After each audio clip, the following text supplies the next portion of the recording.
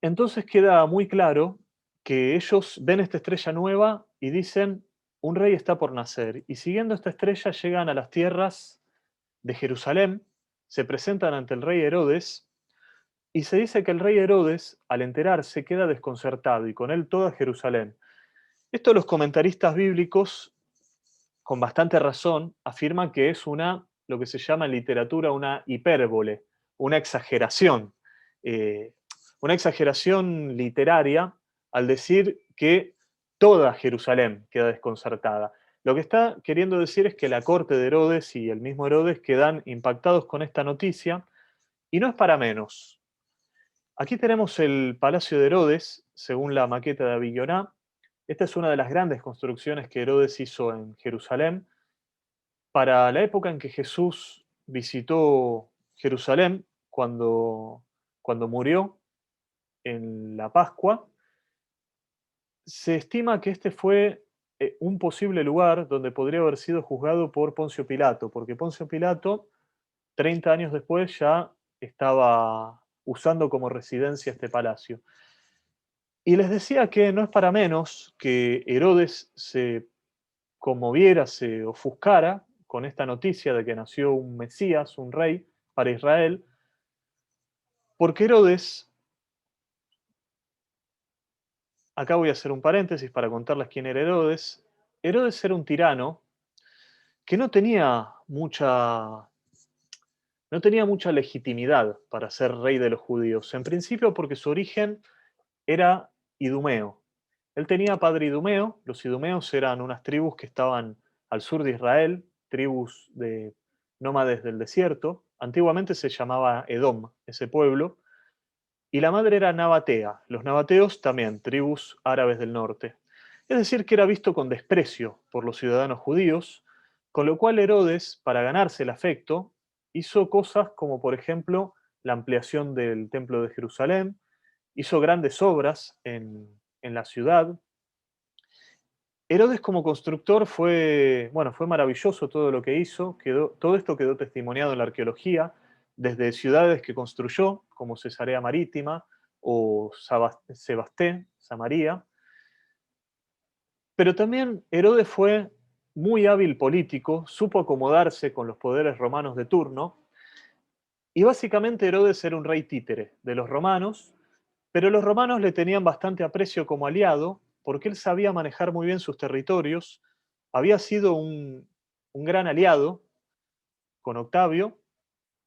Bueno, también de más está decir que como buen político era bastante veleta, ¿no? Porque se pasaba de bando eh, con respecto a los romanos. Apoyó a César, después apoyó a Marco Antonio y después apoyó a Augusto. Digamos, fue pasando de bando, pero los romanos le tenían bastante aprecio porque sabía manejar bien un territorio que era crítico, porque la zona de Palestina y de Siria era el lugar donde se chocaba con los partos, con la amenaza que venía desde Oriente de los partos. Herodes también es muy famoso por su paranoia y por sus asesinatos políticos. Ríos de sangre corrieron por todo Israel mientras él fue rey.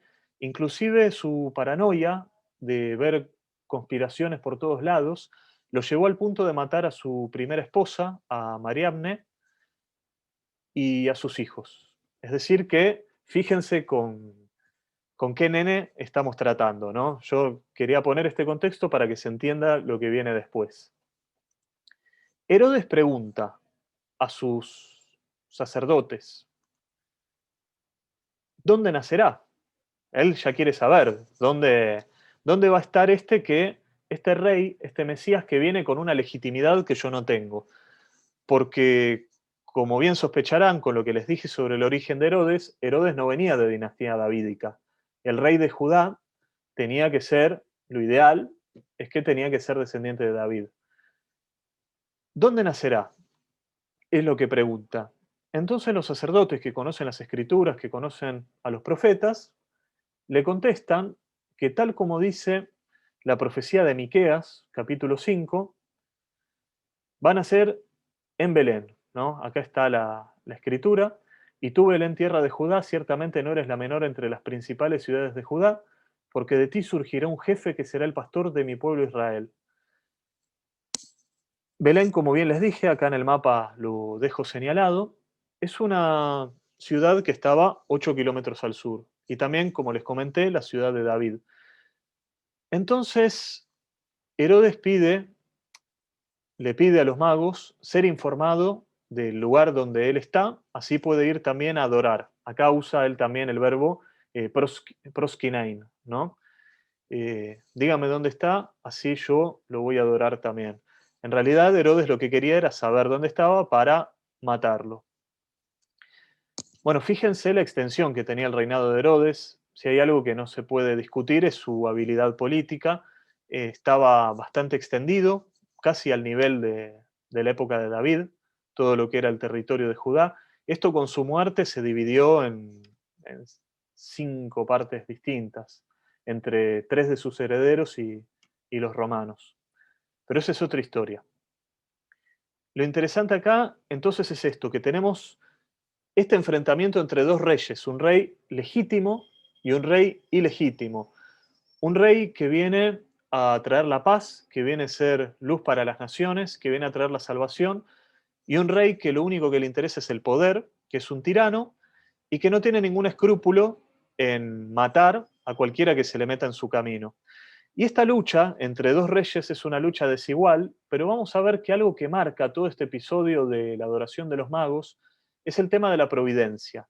Cómo Jesús, que siendo hijo de Dios tiene esta humildad tan grande de encarnar, de hacerse hombre en un bebé indefenso, que está totalmente expuesto a esta clase de peligros, cuenta desde el principio con la asistencia de los ángeles y con la asistencia de varios hombres, que en este caso, como vimos en uno de los encuentros anteriores, uno de esos hombres es José, su padre, y otros de estos hombres, como bien veremos en este encuentro, son los magos.